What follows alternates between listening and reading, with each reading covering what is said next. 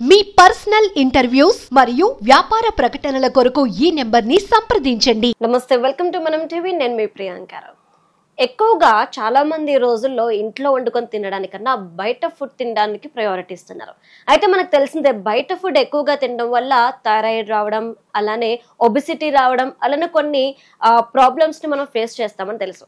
కానీ ఇలా బయట ఫుడ్ తరచూ తినడం వల్ల ఆర్థోపరంగా మనం ఎలాంటి ప్రాబ్లమ్స్ ఫేస్ చేస్తాము అనే విషయాలను ఈరోజు మనకు చెప్పడానికి ఈ రోజు మనతో పాటు ఆర్థో సర్జన్ డాక్టర్ విజయభాస్కర్ గారు ఉన్నారు. వారిని అడిగి మరిన్ని విషయాలు తెలుసుకుందాం. నమస్కారం సార్. నమస్కారం సార్, ఇప్పటి వరకు మాకు తెలుసు బయట ఫుడ్ ఎక్కువగా తినడం వల్ల చాలా ప్రాబ్లమ్స్ వస్తాయి. థైరాయిడ్ రావడం, లేదంటే లివర్ ఫంక్షనింగ్ బాగోకపోవడం, ఇలాంటివి మేము వింటూనే ఉన్నాం. కానీ ఆర్థోపరంగా ఎలాంటి ప్రాబ్లమ్స్ ఫేస్ చేయాల్సి వస్తుంది? ద స్కెల్టల్ సిస్టమ్ అన్నది ఫస్ట్ అండ్ ఫార్మోస్ట్ కడుపులో ఫీటస్ ఫామ్ అయినప్పుడే స్కెల్టల్ సిస్టమ్ ఫామ్ అవుతుందండి. మదర్ నుంచి ప్రాపర్గా బ్లడ్ సర్క్యులేషను ఫీటస్కు ఉన్నప్పుడే బేబీ గ్రోత్ కూడా అంత న్యూట్రిషనల్ సప్లై తోటే గ్రోత్ అవుతూ ఉంటుంది. ఈవెన్ మదర్కి న్యూట్రిషన్ సరైన ప్రాపర్గా లేకపోయినా, ఆర్ మదర్కి చెడు అలవాట్లున్నా, ఆర్ అవుట్ సైడ్ ఫుడ్ తిన్నా, ఫీటస్లో కొన్ని డిఫెక్ట్స్ వచ్చే ఆస్కారం ఉంటుంది. అది మేజర్గా ఫస్ట్ ఫామ్ అయ్యే స్కెల్టల్ సిస్టమ్కి ఎఫెక్ట్ పడుతుంది. ఎందుకంటే బోన్ టిష్యూతో పాటు వాటర్ కంటెంట్ ఎక్కువగా ఉంటుంది. అది ఒక సమూహమైన విటమిన్స్ అలాగే మినరల్స్తో కూడిన స్ట్రాంగ్ బాడీ. స్కెల్టల్ సిస్టమ్ అన్నది మన కంట్రీస్ యొక్క రేసెస్ మార్ఫలాజికల్ ఇమేజ్ని తయారు చేస్తుంది. చైనీస్లో ఎలాగైతే పుట్టుకుంటారో, ఆఫ్రికన్స్ ఎలాగైతే పొడుగులు ఉంటారో, ఇదంతా determined by skeletal system. So ఆబ్వియస్గా అలాంటి స్కెల్టల్ సిస్టమ్ స్ట్రాంగ్గా లేకపోతే మనకు ఎన్నో సమస్యలు డెవలప్ అయ్యే ఆస్కారం ఉంటుంది. అది కంజెనిటల్ కావచ్చు, ఆర్ అక్వైర్డ్ కావచ్చు. కంజెనిటల్ అంటే పుట్టుక ద్వారా, జీన్స్ ద్వారా, డిఎన్ఏ ద్వారా వచ్చేటివి వంశపారపర్యంగా. అక్వైర్డ్ అంటే మనం పుట్టిన తర్వాత మనం తీసుకునే ఆహారం ద్వారా వచ్చే బోన్ సమస్యలు. సో యూజువల్గా బయట ఆహారం ఎందుకు డేంజరస్ అంటే, మనం తీసుకునే ఆహారం ఇంట్లో కనీసం తక్కువ క్వాంటిటీ అయినా మనం ప్రాపర్ క్వాలిటీ ఫుడ్ను కొనుక్కుంటాం.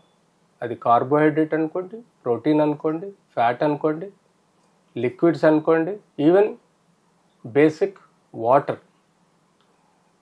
వాటర్లో కూడా మీకు సామాన్యంగా చాలా మినరల్స్ మీ బోన్ హెల్త్కి, మీ బాడీకి హెల్ప్ చేస్తుంది.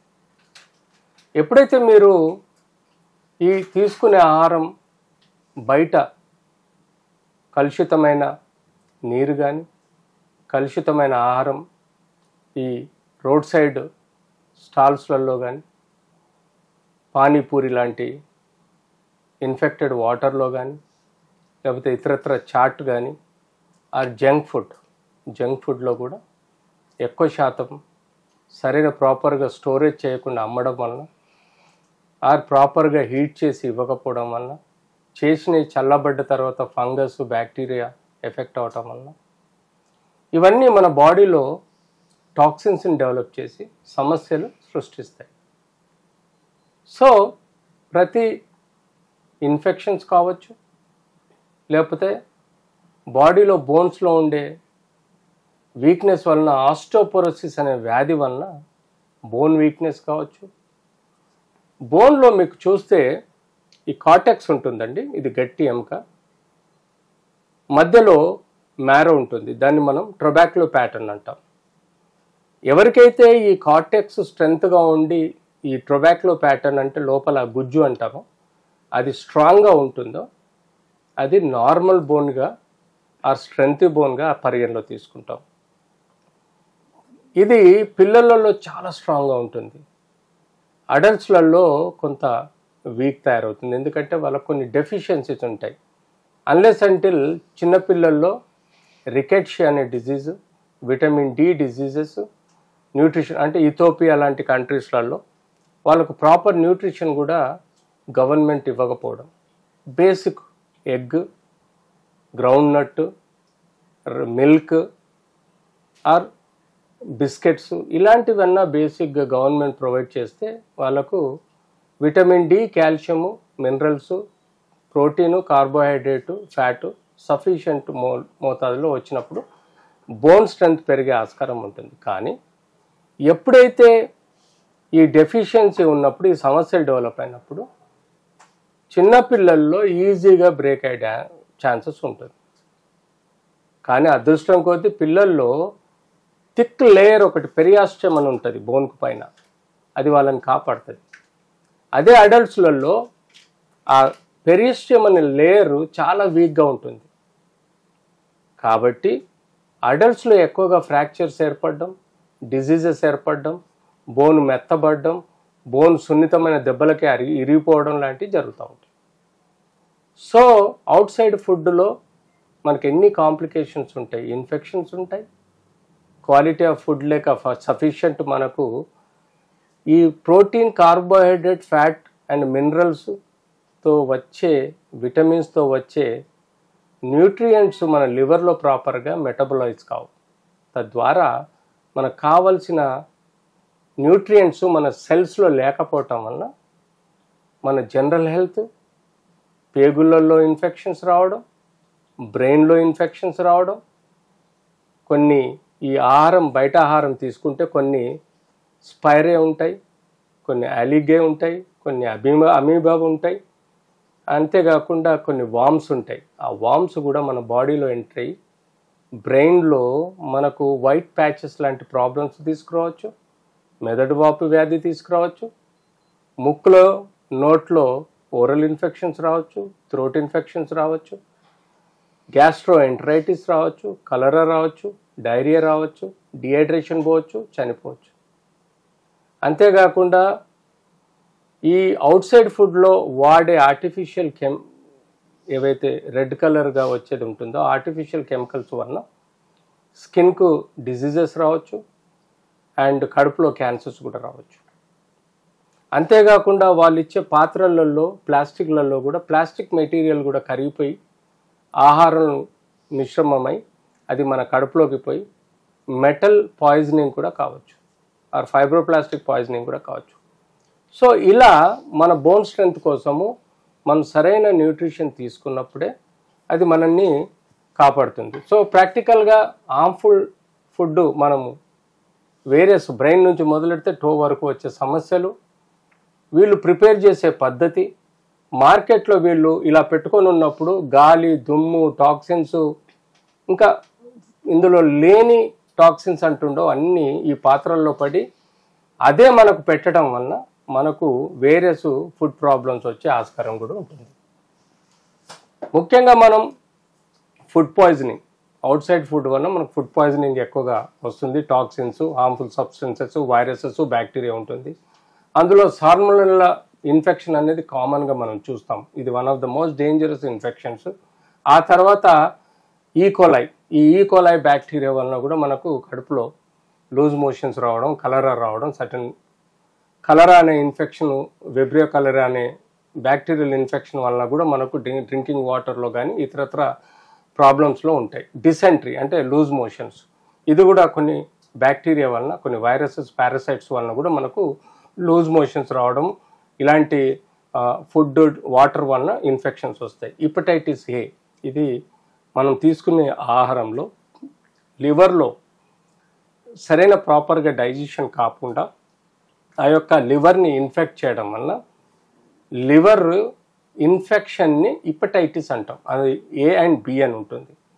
ఈ హెపటైటిస్ అనేది ట్రాన్స్మిసిబుల్, అంటే ఒక వ్యక్తి నుంచి ఇంకో వ్యక్తికి ట్రాన్స్మిట్ అయ్యే రిస్క్ కూడా ఉంటుంది. కాబట్టి ఈ మధ్య కాలంలో ప్రతి ఒక్కరికి మేము హెపటైటిస్ టెస్ట్ చేసి వాళ్ళకి కావాల్సిన వ్యాక్సిన్స్ కూడా ఇస్తున్నాం. సిగెల్లోసిస్, నోరో వైరస్, ఇది రీసెంట్గా మీరు చూశారు చాలా చోట్ల, కర్ణాటక, అలాగే మనం కేరళలో, గుజరాత్లో ఈ వైరస్, ఈ మధ్య హైదరాబాద్లో కూడా ఒక 4-5 కేసులు రిజిస్టర్ అయినాయి. ఇది కూడా one of the reason is food contamination వలన వామిటింగ్స్, లూజ్ మోషన్స్ వలన వస్తాయి. క్యాంపిలోబ్యాక్టర్ ఇన్ఫెక్షన్ కూడా వన్ ఆఫ్ ద బ్యాక్టీరియా, ఇది అబ్డామినల్ క్రాంప్స్, ఫీవరు, డైరియా వస్తుంది. విబ్రియో ఇన్ఫెక్షన్, ఇది కూడా one of the leading infection.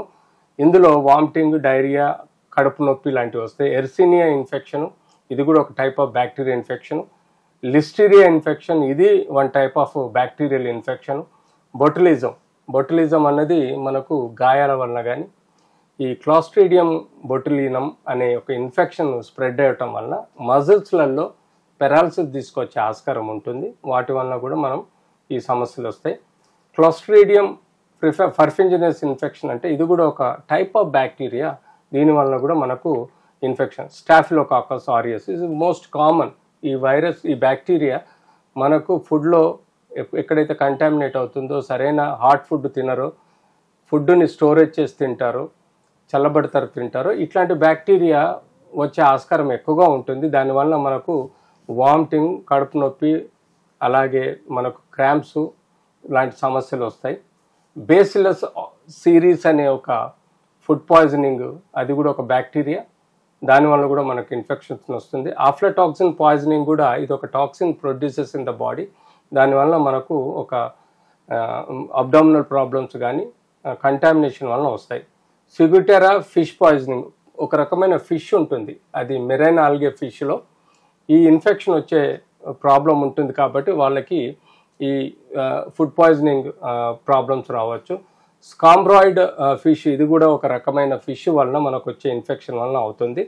అంతేకాకుండా మనం తినే పాత్రలలో హీట్ వలన ప్లాస్టిక్లో కానీ పాత్రలలో కానీ ఆర్ ఓపెన్ ఎక్స్పోజ్డ్ అయిన ఫుడ్లో ఏవైనా పార్టికల్స్, మెటల్స్, అది స్టోనీ మెటీరియల్ అనుకోండి, మనం వాడుకునే ఐరన్ మెటీరియల్ అనుకోండి, టైటానియం అనుకోండి, మాలిబ్డినియం అనుకోండి, లేకపోతే ఫైబ్రోప్లాస్టిక్ ఫైబర్ టిష్యూ అనుకోండి, పాలివినైల్ టిష్యూ అనుకోండి, ఆ రిఫ్లెక్స్ల వలన వచ్చే టిష్యూ వలన కానీ మనము ప్యాకింగ్ చేసినప్పుడు ఆ హీట్కి ఆ లోపలి పొర దెబ్బతిని అది ఫుడ్లో కలుషితం అవుతుంది.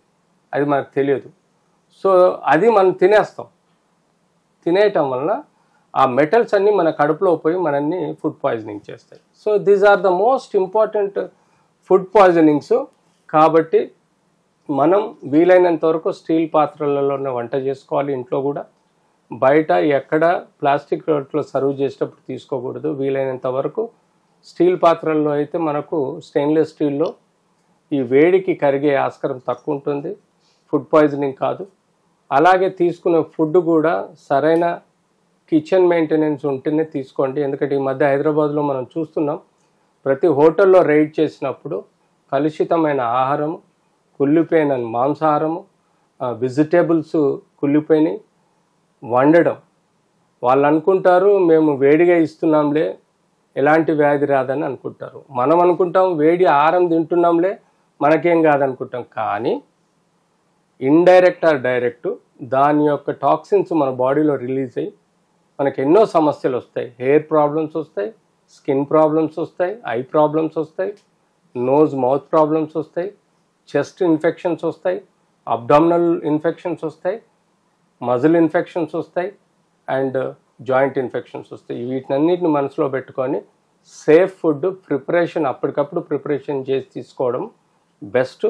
బయట స్టోరేజ్ ఫుడ్ ప్రిపేర్ చేసి ఇస్తారు కాబట్టి మీకు రావాల్సిన sufficient protein, carbohydrate, fat, minerals రావు. సో జాగ్రత్తగా ఉండండి. Thank you so much sir.